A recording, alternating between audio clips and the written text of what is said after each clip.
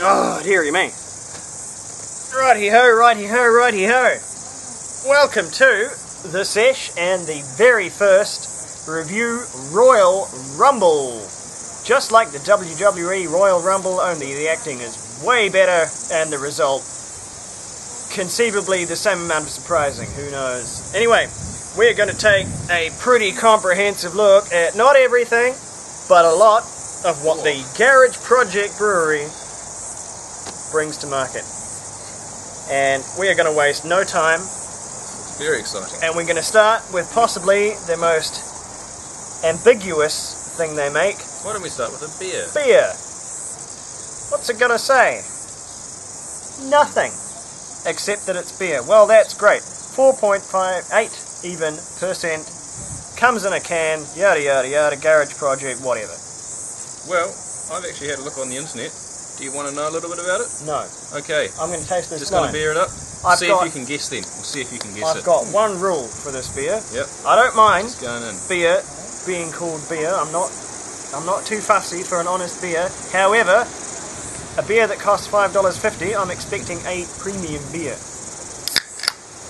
Because otherwise, there is other beers such as Double Brown and Spates that could otherwise satisfy the same facet of my need. They cost less than that. Yes, I know.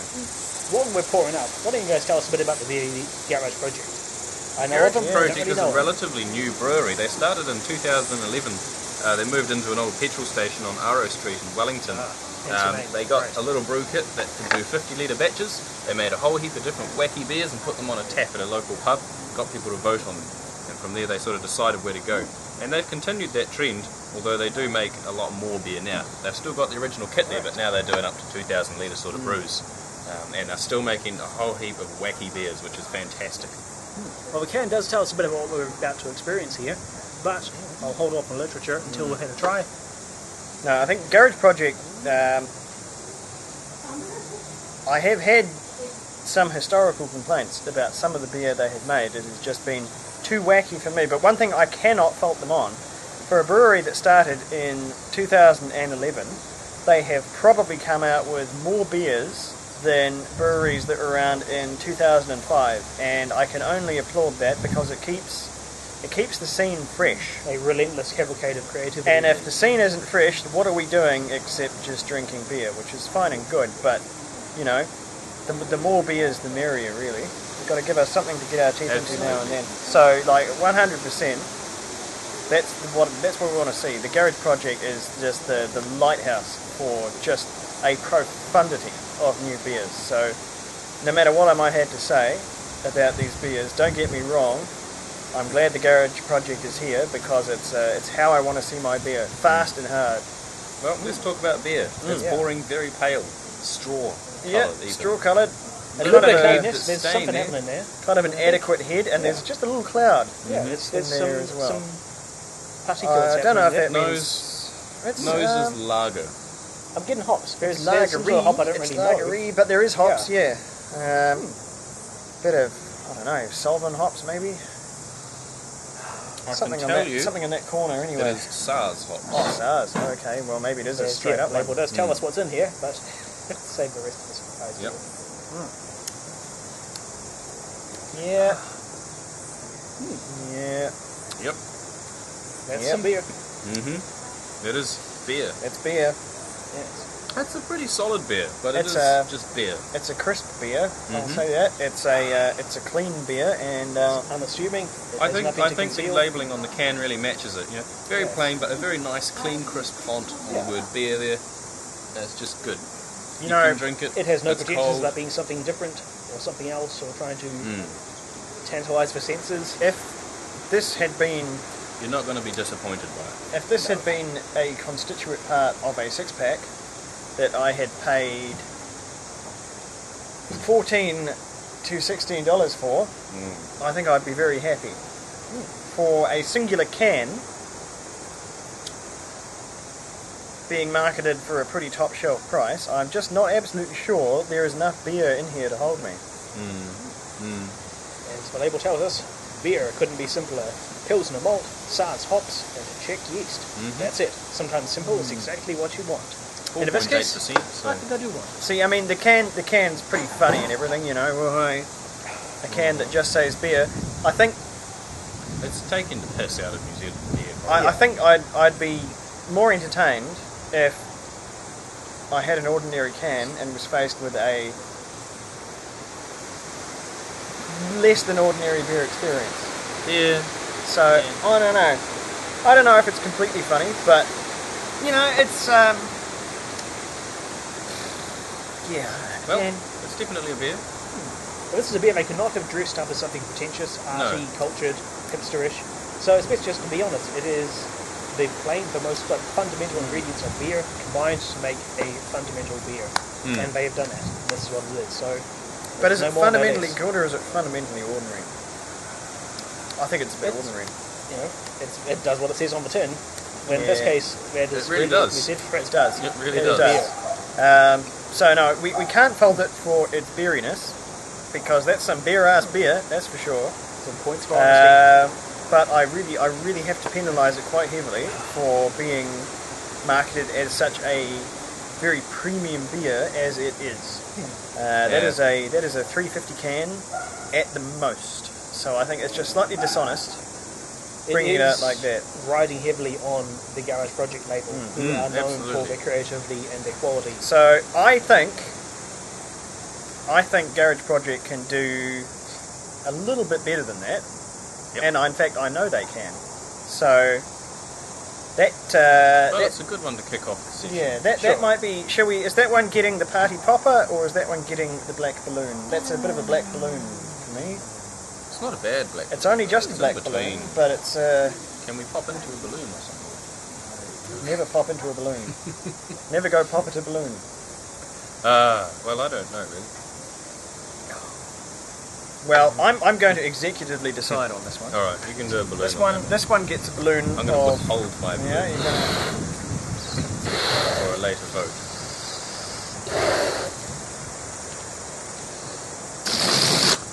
Yep. But I know there's better things to come, so let's rip into them. Onwards. And upwards. Or down. As Another may be. can, and that's another thing. That last can might have been a bit overpriced, but Garage Project does quite a lot of their stuff in these good cans now, and generally speaking, the price is right because most of them are $5.50, $4.50, and if it's actually the good stuff in there, that's a perfectly good price. When you don't need a full 500, a wee can often be just a ticket. So anyway, next up we have Hops on Point Champagne Pilsner, which I've tried a very long time ago, but I won't let that cloud my decision because that was probably a prototype when that one came out. Yada yada yada, beer and belay. I guess they use the extract from the shoes, I don't know. But Well, I hope not. I'm not looking forward to that nose. Hops on Point, da da da, Sauvin, Nelson, Champagne Yeast, Pale Gold Lager, Crisp Cream, Paddock, yada yada. Alright, well, we'll find out. I'm no expert, but champagne yeast usually results in a higher alcohol content, right? Yes, it does, and this is a slightly stronger beer. This is, what have we got here? 6.7, so it's not your average lager or pilsner. Getting up there. So I'm still not really sure what the ballet connection is. It's got the Royal New Zealand Ballet logo. You on probably there. have to be from a more Some sort of cultured small city connection. like the Wellington or the Maybe they Auckland needed for a that. big after party. Cross-promotional. Well, we'll get them to do it. Well, crikey, I'll say this, it pours a decent head. Yep, It's a champagne much. yeast, the French influence. Ballet. Mm. Carries across. So are you getting the tiny bubbles Oh, from the champagne? the very small influence? beads, maybe very slightly. It's these are the wrong glasses to really look at, granular things like that. But yeah, we say we might be. Well, it's a similar colour to the last one. It's that pale straw. Although no, that's Bit it. more I'm clear. selling my wine education slightly short there. The small bubbles are from aging on leaves under high pressure, not necessarily from producing use. So unless they did age on leaves, which I do not think they did, I think we're looking at exactly the same size bubble. I like that smell. What are those hops again? It smells very That good. is Sauvin hops, and you can smell it. Right. That's a really It is promising indeed. nose. That's scrumptious. Nelson Sauvin. Yeah, no, that's fresh, and it's actually quite beautiful. That's quite unlike the one I had on tap many years ago. That was just slightly skunky, so I was slightly worried about this one. But no, that is fresh as that nose. So what do we got in here? Very light, delicate flavour. It just evaporates off the tongue. There's no immediate hit of hops like you might expect. And even for a relatively high alcohol content, There's a too, lovely, that's lovely tasty. hoppy thing. That's on the tasty. end. There's they're drinking a little cloud of flavour. there's heaps of hops in that one. That's remarkable, actually. That's a hell of a pilsner. That's a pilsner, all right. That's good. It's just a tiny bit hot for a pilsner. Like if I was in a really 6.7. That's getting up there. desperate mood and just went do on that one, it would probably be a bit too strong. But I'd probably be doing the beer a disservice drinking it like that anyway. No, this is it's a sipping pilsner, and I think it's actually very good. It really is. It doesn't remind me of any other pilsner I've had. If I had been given this blind, I would not have think, hey, that's a pilsner. It's getting up into not quite imperial pilsner territory, but it's stronger than your average pilsner by a good percent and a bit. But I think that's extremely rewarding. Yeah, it is unique among pilsners that I've tasted. It is bitter too. I just love that. A good, I can still taste it. A good 20 seconds after the last sip, hangs around. It's very Moorish, that one.